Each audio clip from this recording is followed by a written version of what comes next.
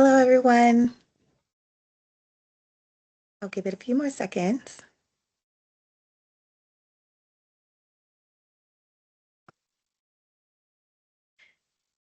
Great. Hello, everyone. Good afternoon or evening, and afternoon if you're in America. I wanted to thank you all for coming to this iCAN virtual webinar that we have today. We're going to have we're going to hear from great speakers and a moderator as well, Keyshawn. I just want to let everybody know that iCAN is a culture awareness network group. We have three main initiatives as well. And iCAN stands for the Insurance Culture Awareness Network. We work in the Lloyd's insurance market with various different corporate sponsors. And we have three main initiatives. So I Can Apply, which is our jobs board, I Can Inspire, which is our self-serving mentoring platform, and I Can Connect, which helps kind of connect all the ERGs, heads of talent, together for forums. So I'm going to pass it over to Keyshawn for her to kind of start the panel discussion. If you have any questions, please do put in the Q&A and we'll get to it at the end. But thank you so much for joining. Thanks, Ashanti. Thanks, Ashanti, and welcome to everybody. It's lovely to see so many people joining us. I want to say a big welcome to all of our colleagues from across the pond in the States, and also our colleagues who might be joining from the UK and other locations as well. So nice to see everyone. My name's Kishan Mangat. I am the co-chair and co-founding member of iCAN. So today's event is part of our iCAN Pulse series, which is the series that we launched last year to connect colleagues from the US and the UK to discuss a variety of different D&I topics. And the topic that we wanted to talk to you guys about today is from experience to impact, women leading the way in insurance, both in the UK and the US. And we've got some fantastic speakers with us today. So I'm going to ask those speakers to introduce themselves. And I'm going to ask Carlos if you could kick that off, please, because you're in my top left-hand corner of my screen. So you're the first person that I'm coming to. Sure. I guess this is what it feels like to be like women's first, right? So I get to go first. So that's nice. So hi, hello everyone. My name is Carlos Herrera, but I also welcome Carlos Herrera because now everyone can roll the R's like I can. He, him are my pronouns. Along with Michael Blackshear and Julie Carson Little, we're on the culture and inclusion team at Ryan Specialty, and started in this role in October 2022. Prior to that, I was at Allstate for like 15 years doing similar work, and I'm based here in Chicago. So I'm thank you for having me, and glad I'm here. Thank you, Carlos. And then Farah, do you want to introduce yourself? Sure. Hi, my name is Farah Nelson, and I am currently the CFO at BMS in the US. Prior to that, I was at Aon for, I don't want to age myself, 10 years, where I was their UK CFO. And in that time, besides being a CFO, I've always been involved in inclusion activities, and I was the council chair. And I'm also part of our council here at BMS. Really excited to be here today. Oh, lovely to have you. Thank you so much. And then Lisa, do you want to introduce yourself, please? Yes, of course. Good afternoon or evening to everyone on the call. My name's Lisa Andala, and I work for the Association of British Insurers. So especially to the US colleagues who may not be aware, we are a trade body representing the UK insurance and long-term savings market. We've got around 300 member firms here. In my role, I lead on all of our DEI work. So that's all the work on DEI, talent and skills as well. I've been in the role for roughly 4 years now. Thanks for having me as well.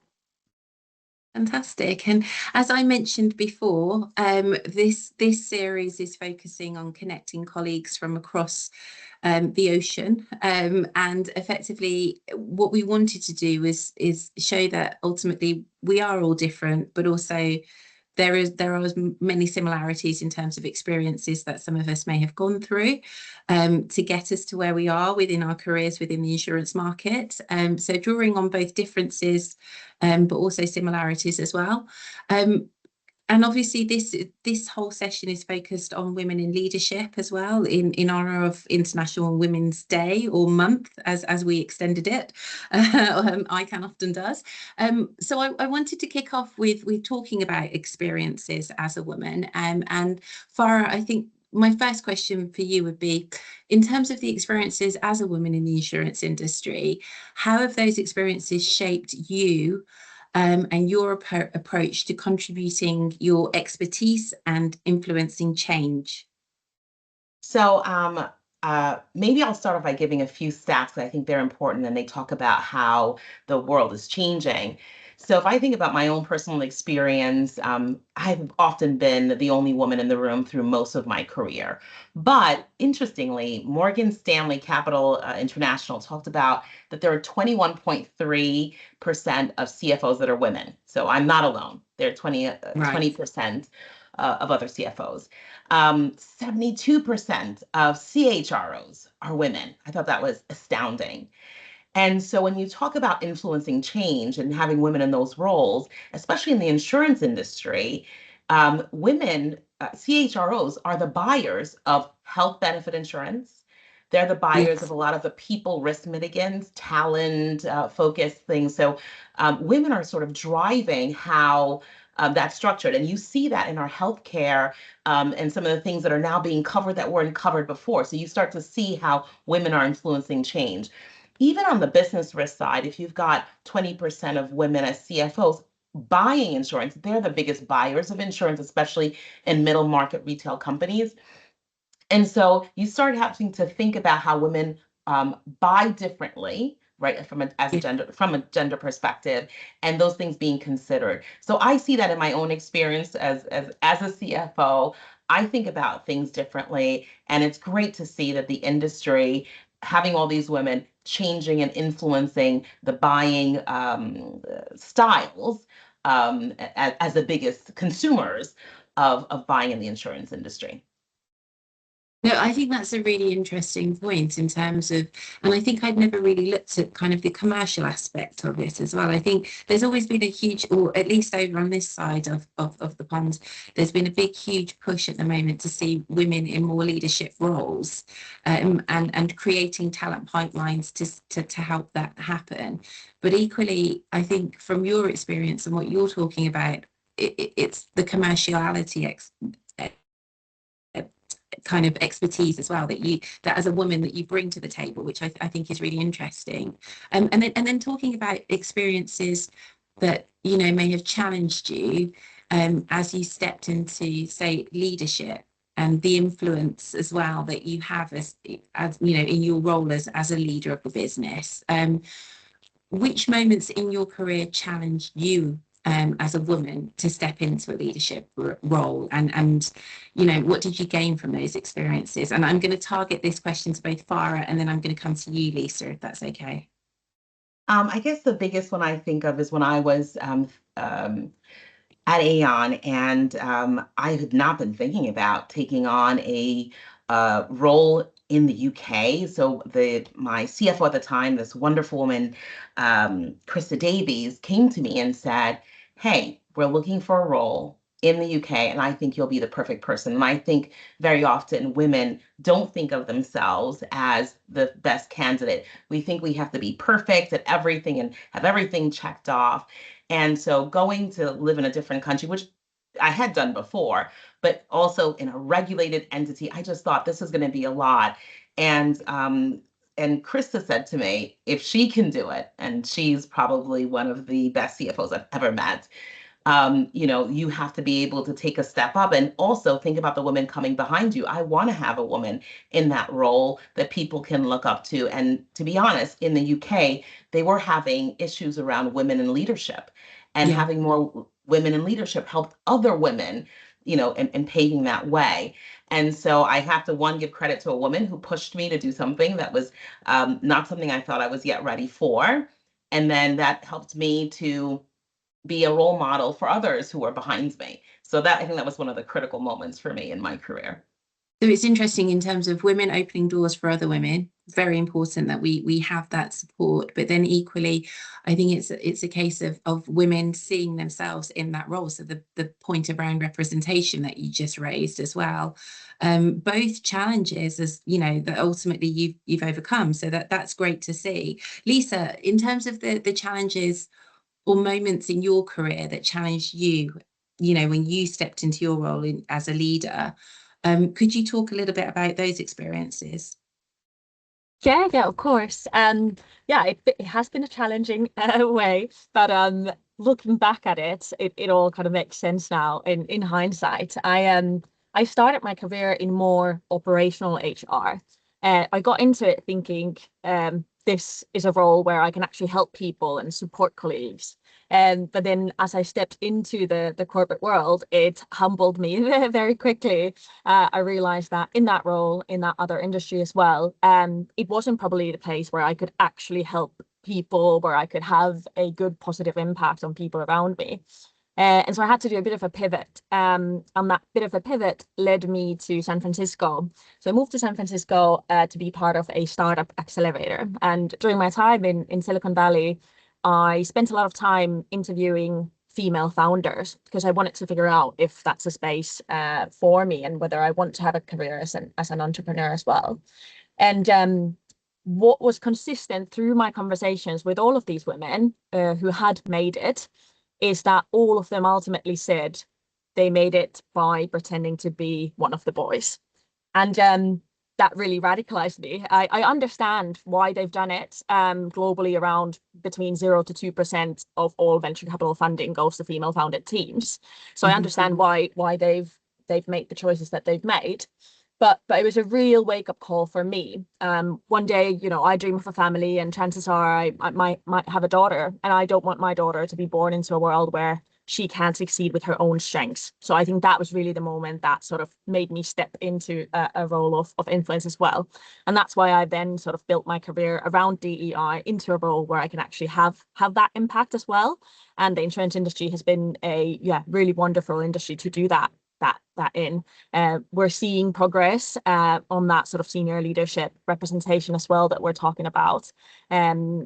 This year, the Women in Finance Charter showed that insurance was the first of their sort of biggest sectors to reach an average of 40% female representation in senior management, which was a really, really big win for us. So those wins kind of keep me going in this role as well.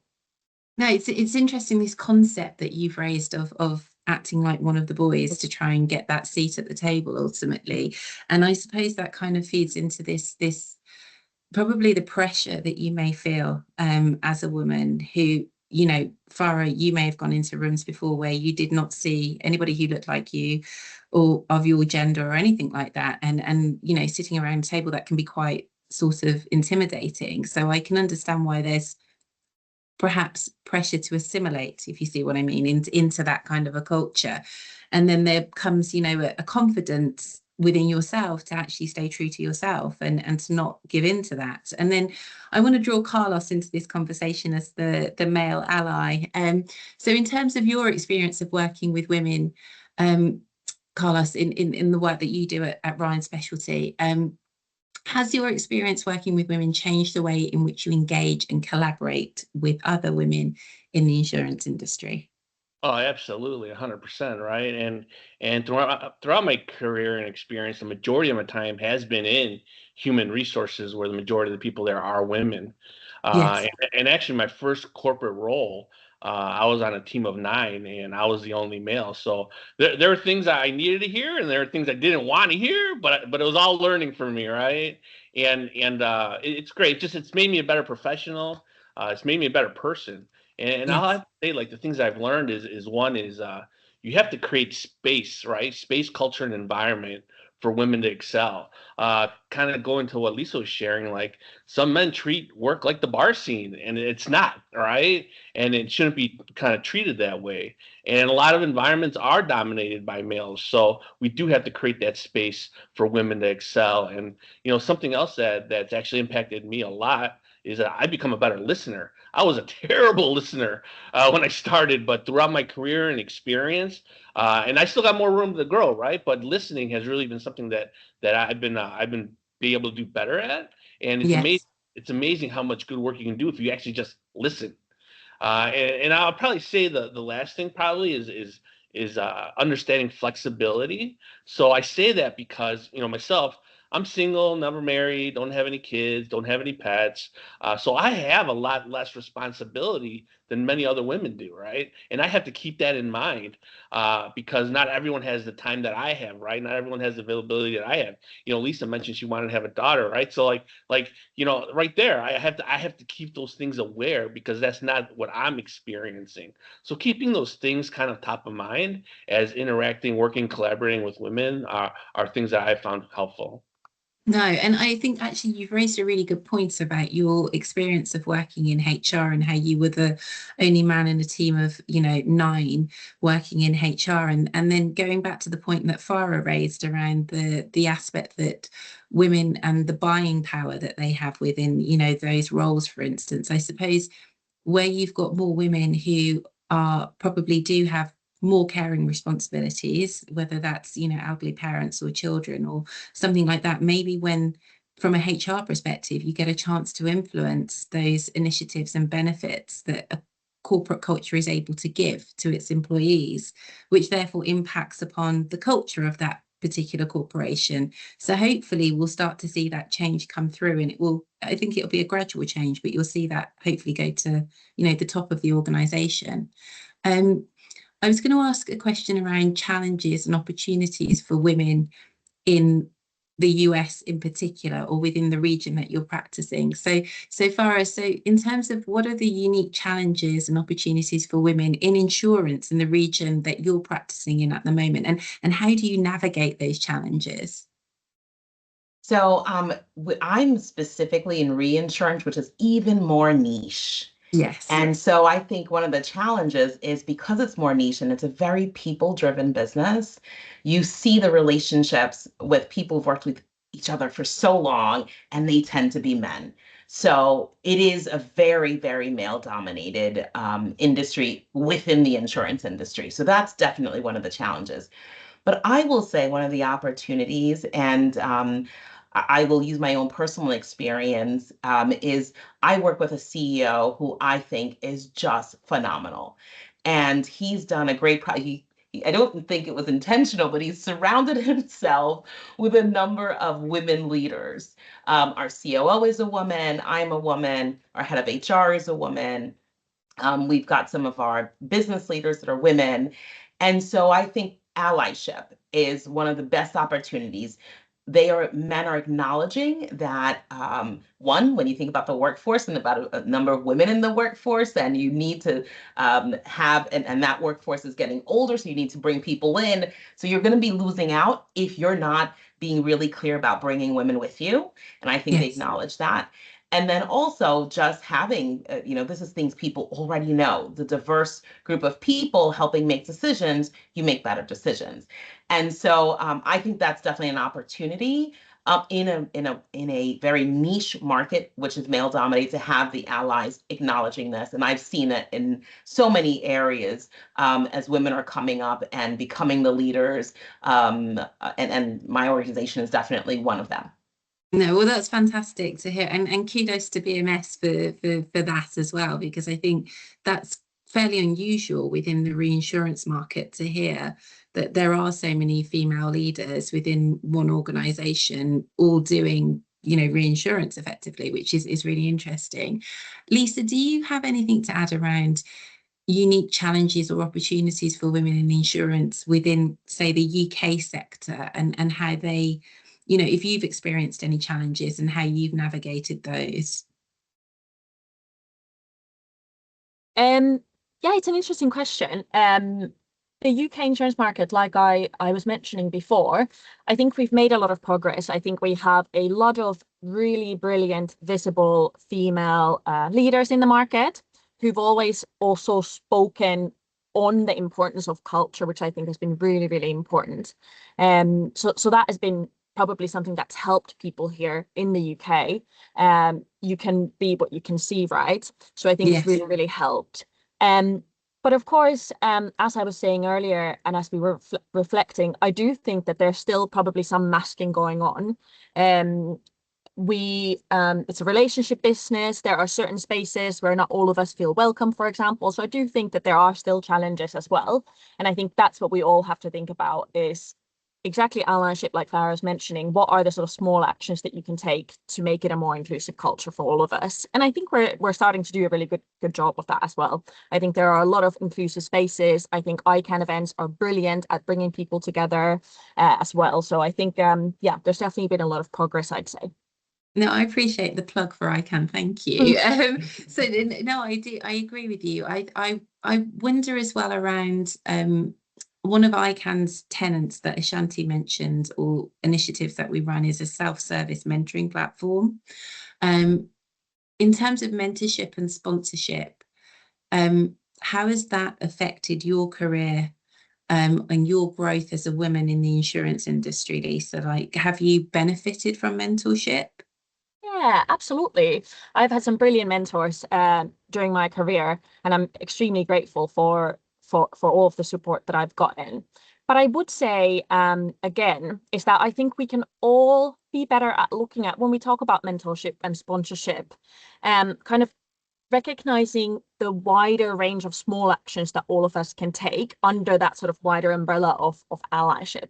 Because when I look back, whilst mentorship has been useful, I think it's the small actions of recognition in the workplace that for me have motivated me to sort of push harder, and it's helped me to believe in myself as well. And this is also important because we know that an allyship gap exists. There's some interesting research that McKinsey has done together with a company called Lean In. They've done around a decade of research on sort of women's opportunities in the workplace. And what they found through that is that what white employees often think is the most effective way to be an ally is actually not what a woman of color would actually report being the most effective way for them to be supported in the workplace. And I think that's a sort of a call to action for all of us to think about how we can be more effective allies. At the ABI for the past couple of years, we've been running allyship awareness training for our members all across the UK, and it's been a really great success. And it's built on that exact premise of recognizing that although all of these small actions, they may feel small, but actually combined, they start to then change behaviors as well. We built the training off the back of a Treasury Select Committee inquiry called Sexism in the City, which was a surprisingly catchy name for a government inquiry.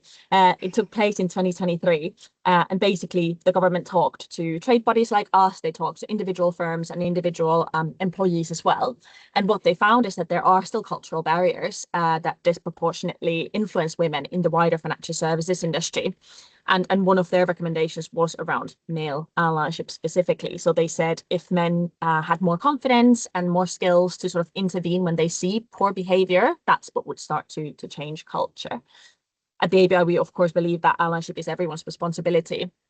But it's been amazing during those sessions because you see so many light bulb moments of people realizing that it's not always about grand gestures. It's often very small actions, inviting someone to be part of a project so that they could, exposure in front of senior leaders, for example, crediting colleagues for their contributions to in different meetings. That's actually, a great way to be an effective ally, and that we can all then benefit from a more inclusive culture.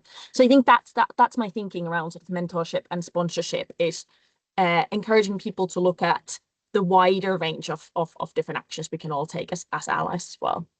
Completely agree with you. I think when you do some, a really big piece of work or even a small piece of work and you get an email or you get a thank you or a pat on the back or something, it actually does, for me at least anyway, it means a lot to me to, and just a simple gesture like that can kind of change my whole outlook on a day as well if I'm having a particularly bad day.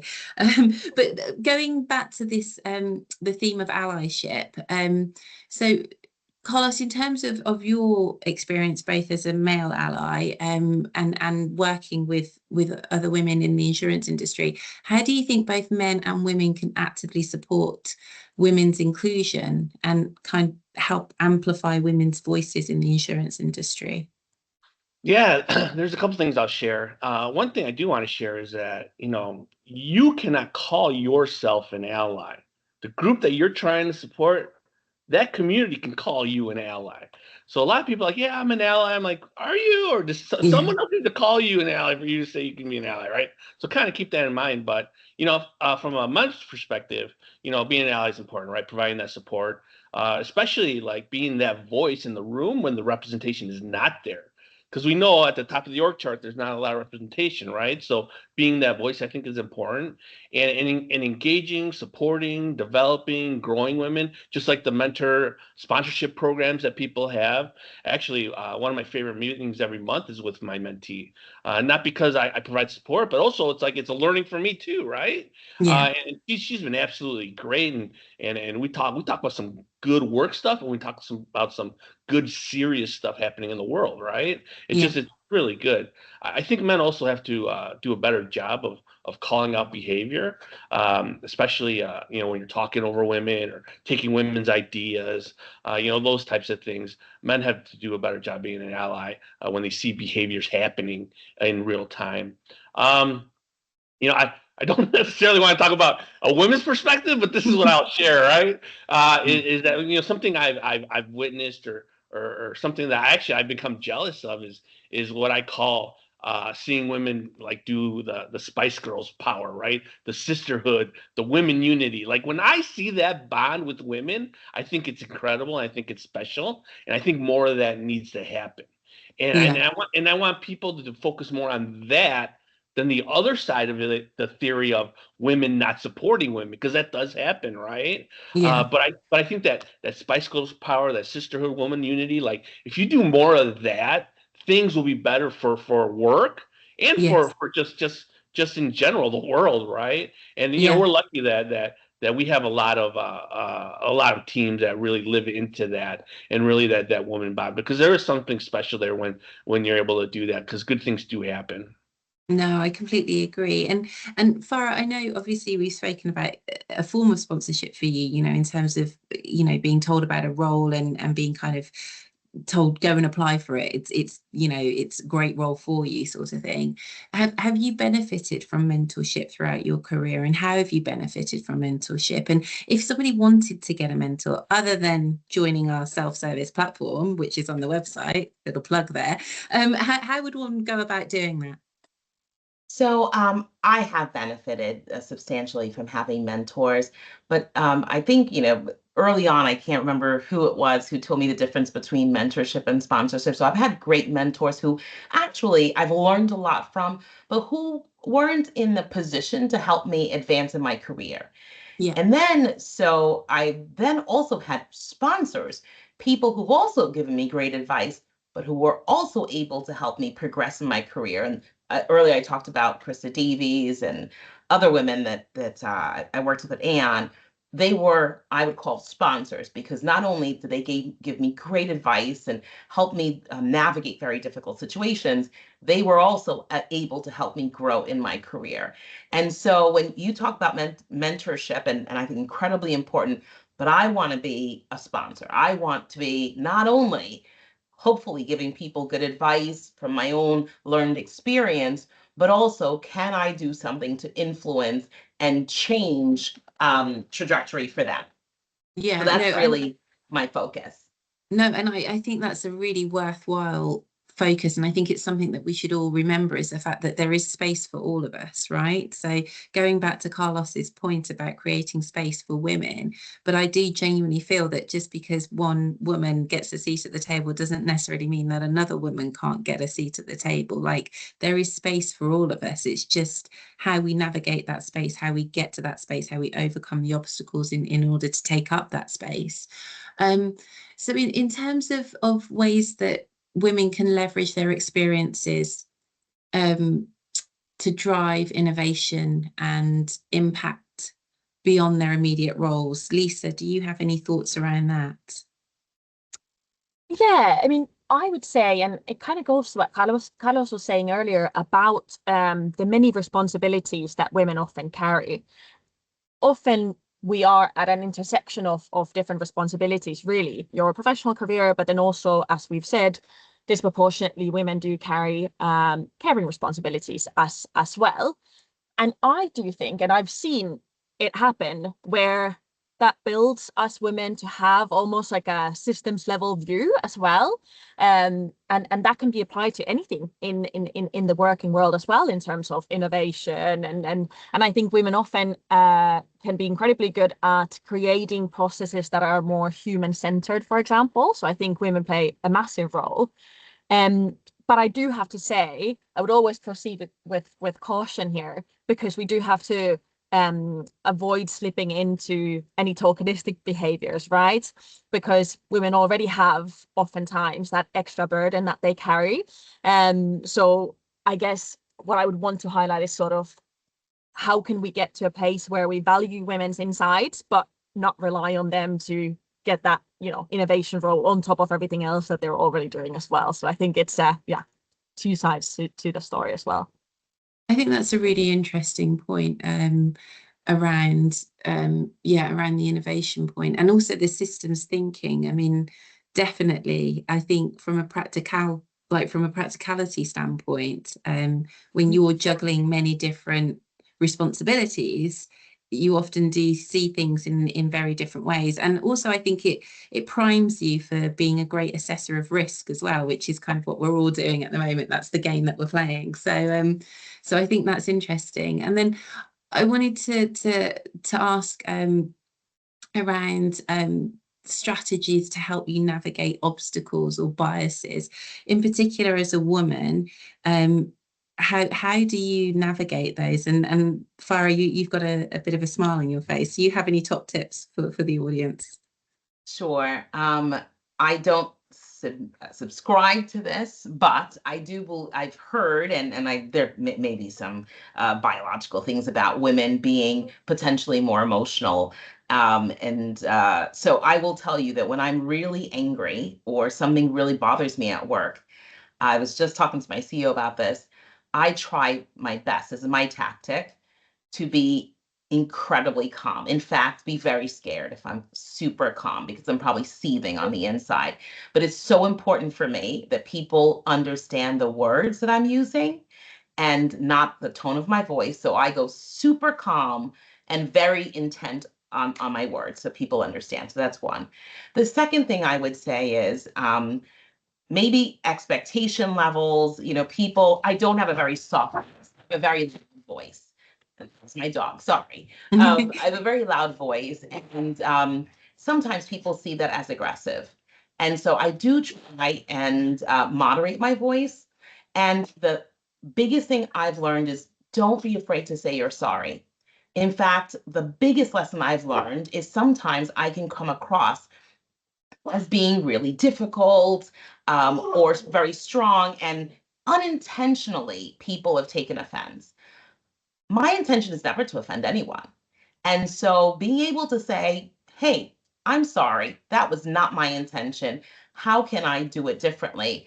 Those are my three biggest tips about how I try to navigate some of the challenges with perception Yes. in the workplace.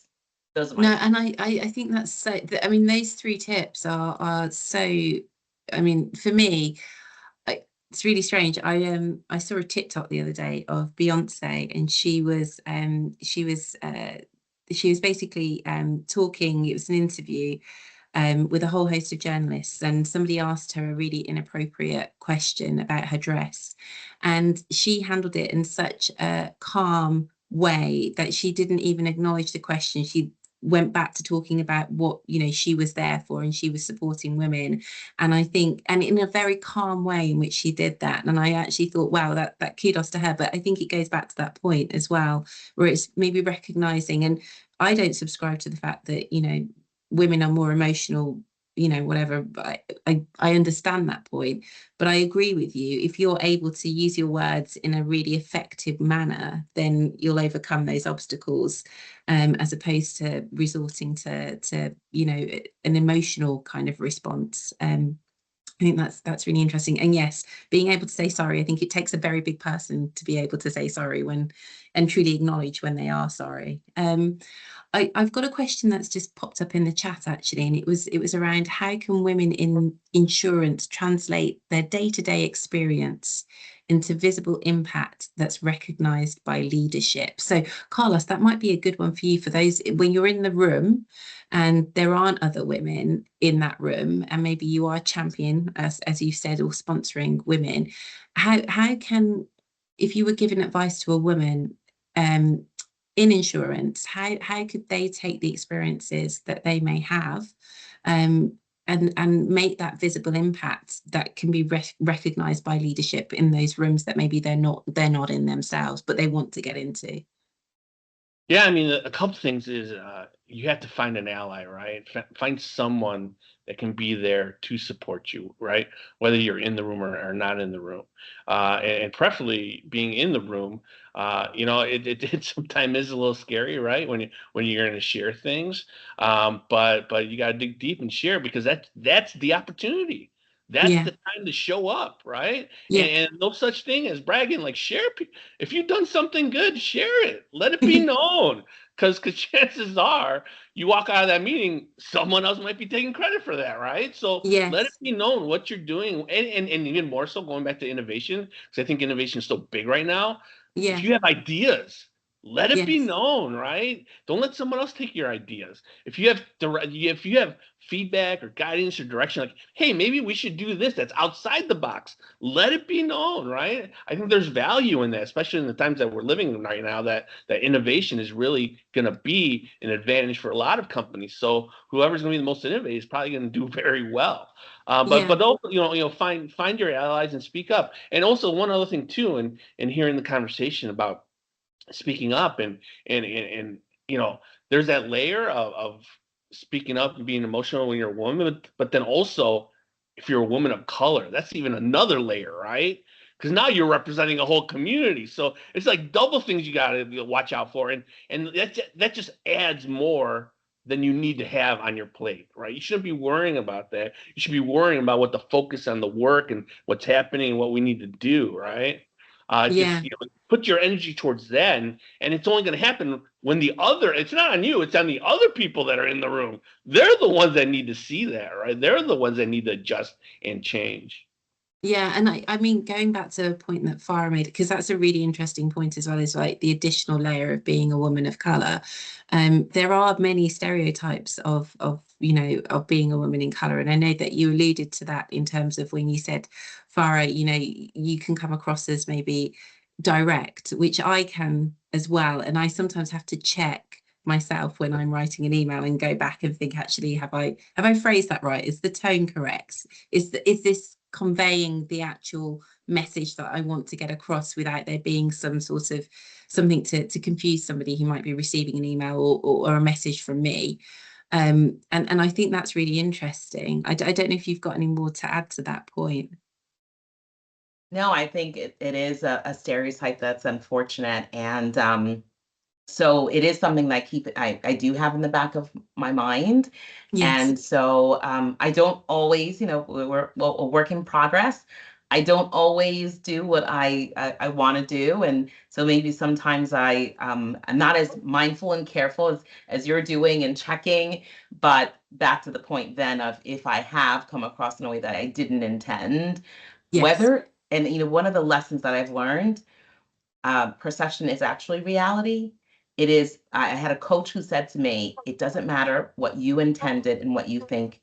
It's the other person, especially if you're wanting them to participate or achieve something for you. It's yeah, important what they're receiving. And so, regardless of your intention, change your approach, because yeah. you're trying to get an outcome. And if the way you're going about it isn't working, you've got to change your approach. Your intentions, unimportant. Perception is reality. Yeah, and the influence as well, isn't it? Because ultimately, what you're trying to do is influence somebody into making a decision around a particular point. Lisa, you're nodding frantically around that conversation. Is there anything that you want to add to that point? Yeah, all I'm thinking is it sounds like I've got a lot to learn from you, Farah, because I am very impatient, and I think it does show in the workplace, especially when it comes to injustice. I have very little tolerance for it. So it sounds like I've got a lot to learn from you. But yeah, the only thing I would have added really to what has already been mentioned is that when it comes to all the bias that us women can face in the workplace still, Lean on other women. It would be my only sort of final advice on that. I love being a woman. I love that sisterhood that Carlos is mentioning. I love that Spice Girls energy. Never has there ever been a situation that I would have mentioned an experience to a girlfriend who wouldn't have been able to relate to it in some sort of way. There's also interesting research on the saying, a worry shared is a worry halved. There's actually research that's exactly how it works, the human mind. As soon as you get it off your chest, you actually do feel much better. So that would be my only other advice is lean on others and share that experience as well, because there will be always someone who's gone through something similar as well. I think that goes back to the point where I was saying at the beginning of this conversation as well, about that we are all different, but also we do share many similar instances or similarities in terms of experiences as well. And if one of us can learn from the other, then why not share? So I think that's a really great point as well, Lisa. So I was then thinking about advancing and goals and mindset and inspiring others. And Farah, you mentioned that you had a coach. I've also gone through some coaching. For anybody that's on the call, coaching is amazing. If you can get yourself a coach and a few sessions with a really good coach, it really does open you up to where your blind spots are, both within your career, but also within your skill set. But when we're looking at mindset and goals, how do women balance contributing to the profession or their profession while advancing their own career goals? So whether it's a duty on us as women to support one another within the profession, but also how can we advance our own career goals and create a mindset that might inspire other women to want to strive for things that they previously thought were unattainable? So I don't know about others, but and I think maybe Atul, you mentioned about seeing injustice and just having no patience for it. The way I think about myself is there are people who have helped me along the way, and I have a responsibility to help others. So I don't see a way of progressing my career without also finding ways to give back. And so doing things like this panel or being part of a council, for me, it is part of my work life. It's things that I try to do in my personal life, but there isn't, and I've been very fortunate in most of the places that I've worked that there's an allowance for that, an Yes. understanding that both things are important. And so I've been maybe very lucky that there's never been a need for me to try to balance, because there's always been space at the companies I've worked for encouraging, in fact, Yeah. that. Now, we all need to find the time, but I think it's important that we make the time to support each other, to be part of groups and initiatives that bring these kind of issues to light and help others, move forward. Someone did it for me, and I'd be remiss if I didn't do it for others. So I make the time. I love Today, that. technically, I'm on vacation. I'm on vacation today. It's a staycation, but I said, this is important to me. I will make the time. So that's an example of making sure that you're making it a priority to give back to others and support inclusion that benefits you, but also benefits those around you and coming up behind you. No, and I mean, well, firstly, thank you for taking some time out of your vacation to join us. It's been this is a great conversation, and your input has been greatly valued as well. So thank you. And I think it's it's key. It's about making the time to want to see those changes and to carry those forward. Right. I wanted to ask Carlos at Ryan, because I know that we've had some conversations when you've been on this side of the pond around the work that you guys are doing, and from a D&I perspective internally as well, to kind of to help women achieve their goals and also create a mindset where they can inspire others. Do you want to talk about some of the work that you're doing at Ryan, Carlos, in kind of the women's space as well? Yeah, I mean, so Julia Carson Little, she's also on the team, and she does a great job of actually leading our women's ERG. Wow. with an exclamation point, and our MCI, Multicultural Alliance, and our International Culture and Inclusion Committee. And each one of those are focused on, how can we support women, right? And how can we advance women? I think WOW, because they're focused on the women community, I think they do a really good job of finding ways to really try to really support each other. I think also one of the things that just recently happened, about a couple of weeks ago, we had our RT broker conference. And Yes. during the broker, these are brokers, right? They love awards, and hey, look how much you did, look how well you did, this and that. So recognition is big. I think we said it here that recognition is big. But they actually launched one of the first awards for Woman of the Year, and we didn't have that before. So isn't that nice to be able, in front of all the brokers that did so well, to be able to have Sarah Lynn go up there and be like, that's the Woman of the Year for RT, right?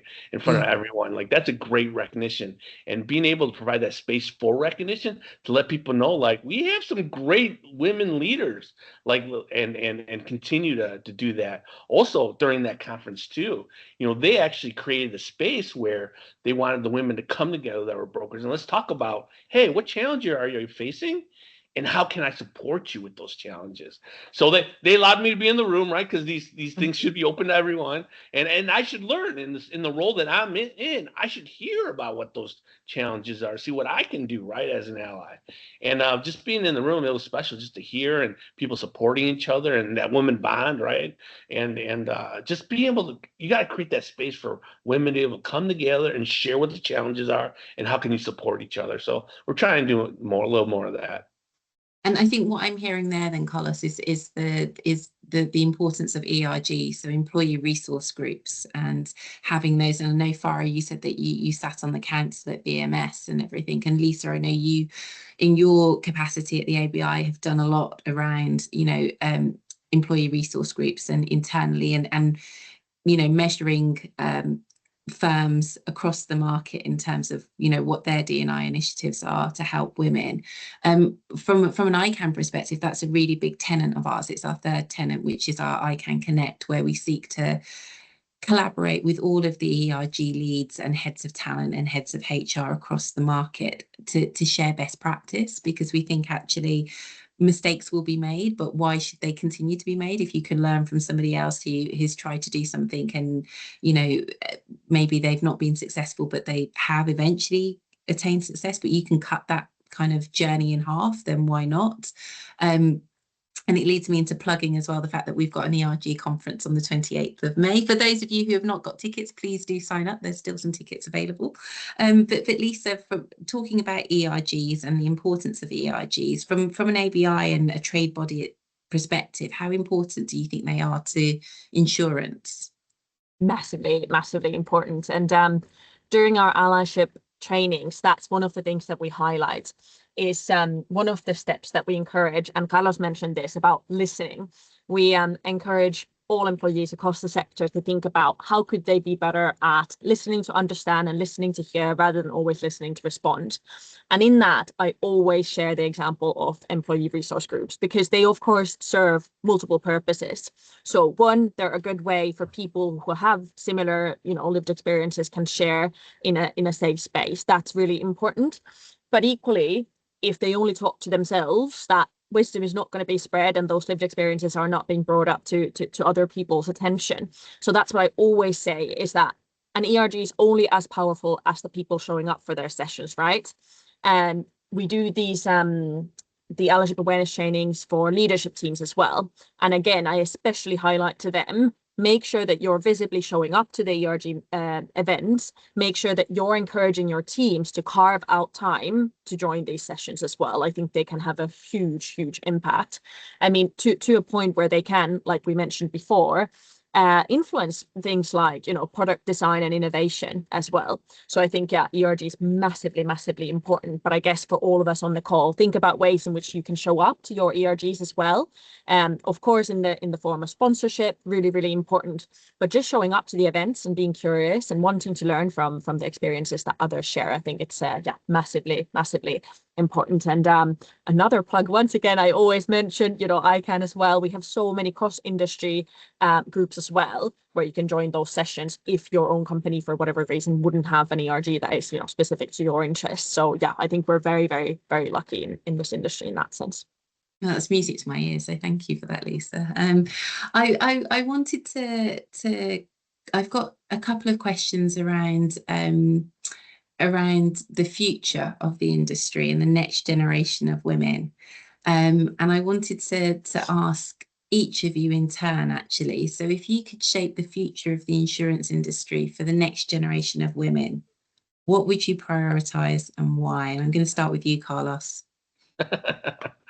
Man, there's a lot, right? The industry needs to do better. Companies need to do better. Representation was mentioned. That's important, right? You want to see people. I think we mentioned culture, space, environment. You want to create that. Provide opportunity, access. I think that's important. I think the one thing that I'll hang my hand on for this question is would be beautiful if we were the first industry to say like we achieved equal pay. Like that would be marvelous, right? And think how many if we were an industry to do that, think how many people would be interested in working in our industry. Because we know right now, right, industry, insurance isn't sexy, this and that. I think it's a great industry, right? And there's so many benefits to it. But if we're able to achieve that equal pay as an industry, I think that would be marvelous. So equal pay is your plug in terms of prioritizing for the next generation of women. And then Farah, what about you? Do you have a particular priority that you'd want to champion for the next generation of women? Sure, I'm really focused on the commercial aspect because I even think with equal pay, to be honest, if the women are at lower levels and they're equally paid to the lower levels, that's not the interest to me. It's getting people at the higher levels. So my focus is how do we get more women with the expertise, helping them to build the expertise into leadership. Great job on the CHRO front and the human resources, progress on finance. But if you go into the CEO fronts, you're going into low single digits, right? Yes. And so that's, to me, the area that needs the most work is in the product business areas, running teams, being the CEOs, leading sales. Those are the areas where we don't have a lot of women, and I think the industry needs to focus on helping to build expertise and bringing up more women leaders in those areas. So again, it's the pipeline within those particular areas of the business that we're looking at. How do we develop those pipelines for women so that they can, strive for CEO, they can attain CEO status, or, chief underwriting officers, very few female chief underwriting officers on the carrier side. And Lisa, going to you, if you could shape the future of the insurance industry for the next generation of women, what would you prioritize? And I suppose you'll have a really interesting answer, I think, because you will have seen a multitude of companies across the market trying to deal with this particular question. Yeah, my answer is definitely a cultural one. I'd go back to what I said at the very start. The future of our industry that I want to see is one that appreciates people for their own strengths, both women, men. An industry where no one would feel like they're forced to act a certain way or to take part in certain activities if they don't want to. One where we genuinely appreciate people for their own strengths. If for women that is things like emotional intelligence, which makes them great leaders, so that they could feel that they can lean in on those strengths as well. Our latest data collection shows that in 2024, 62% of the entry-level employees were actually women.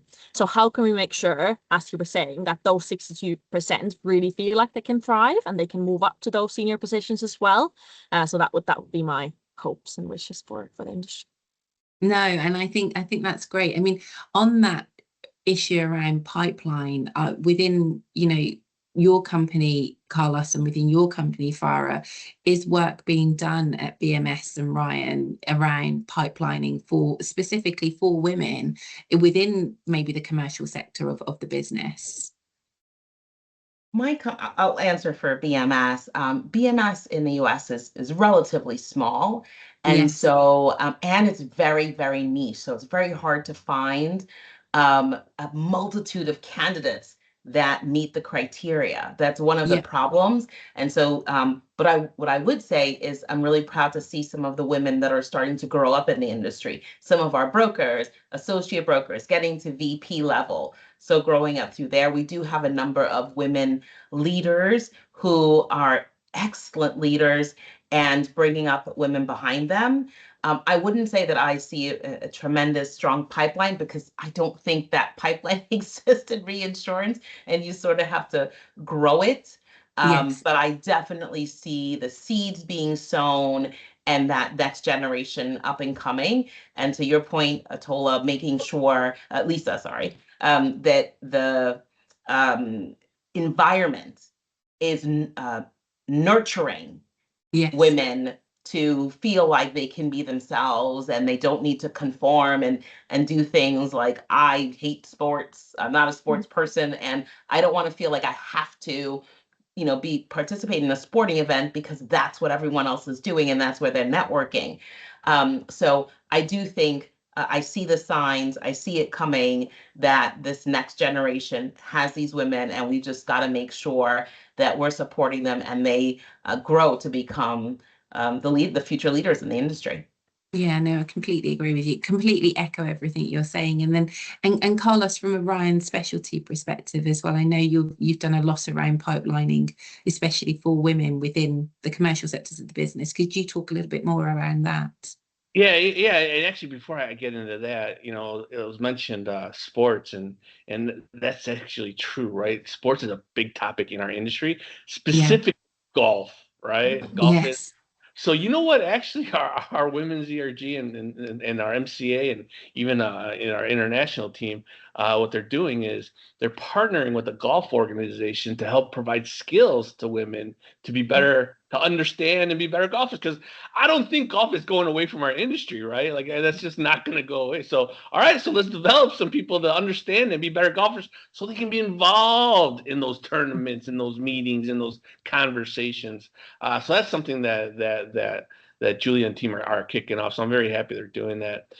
With the pipeline perspective, this is what I'll share is, so when I started in October 2022 and coming to just to today, there Yeah. has been so much movement regarding focusing on women and moving them up the org chart, right? And Yeah. and it doesn't happen by accident. It does have to be purposeful. Yes.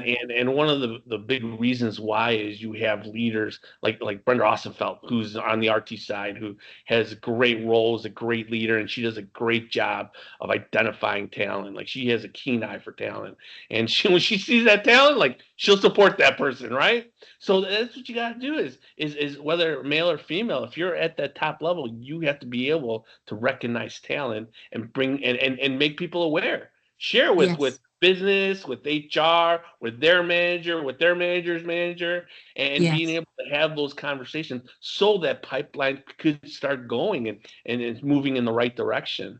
But it really does take, and we said it before, right?